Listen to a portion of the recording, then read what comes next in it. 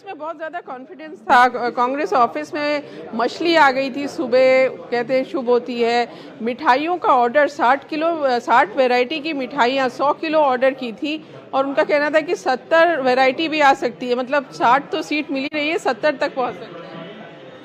वो जनता के ऊपर जिस प्रकार अहंकार रहा भूपेश बघेल का, लोगों ने रिजेक्ट किया। अब मुख्यमंत्री कौन बनेगा? विधायक दल की बैठक होगी, तय हो जाएगा। बहुत धन्यवाद हमसे बात करने का। तो एकदम से बीजेपी में चाहे जो छत्तीसगढ़ का चुनाव है वो बहुत ही इंटरेस्टिंग है। यहाँ पर भूपेश बघेल यानी जो उन्होंने हिंदुत्व का मुद्दा छीनने की कोशिश की थी वो काम नहीं किया उनका। उन्होंने जो इतनी सारी जो स्कीम्स जो हैं जिसे हम फ्रीबीज कहते हैं वो दी हैं लोगों को, तो उन्होंने वो भी रिजेक्ट हो गया है लगता है। लेकिन मुझे लगता है रमन सिंह जो हैं राजनांदगांव का जो चुनाव है वो काफ़ी क्लोज चल रहा है इस वक्त। वहाँ पर जो है ज़्यादा मार्जिन उनके और उनके जो विरोधी हैं उनके बीच में नहीं चल रहा है, तो वो भी इंटरेस्टिंग होगा। जैसे कि आपने कहा कि वहाँ छत्तीसगढ़ में वैसे भी क्लोज चुनाव चल रहा है, तो ये देखने वाला। तो 50 सीटों पर बीजेपी आगे है और कांग्रेस 39 सीटों पर आगे है, अन्य एक पर।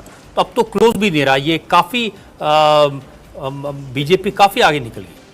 बिल्कुल, भारतीय जनता पार्टी 50 सीटों पर आगे निकल रही है। और रजत सर, यहाँ पर जो एग्रेसिव चुनाव प्रचार आखिरी वक्त में प्रधानमंत्री नरेंद्र मोदी ने किया और एक नारा जो हर रैली में वो दिया करते थे, 30% कक्का खुलेआम सट्टा, क्या यही दुखती नब्ज थी जिसने चुनाव को बदल दिया? देखिए, नरेंद्र मोदी का जो कैंपेन है वो बड़ी प्लानिंग के साथ, सूझबूझ के साथ, सोच समझ के किया जाता है। हर इलाके में उनकी भाषण, उनका स्पीच अलग होती है। ये बाकी नेताओं की तरह नहीं है कि एक भाषण होता है और हर इलाके में वही डिलीवर करते हैं। ये उनके कैंपेन की एक खासियत है। और दूसरा, वो जहाँ भी कैंपेन करते हैं उस इलाके की पूरी स्टडी करते हैं और अपने कैंपेन को एंजॉय करते हैं।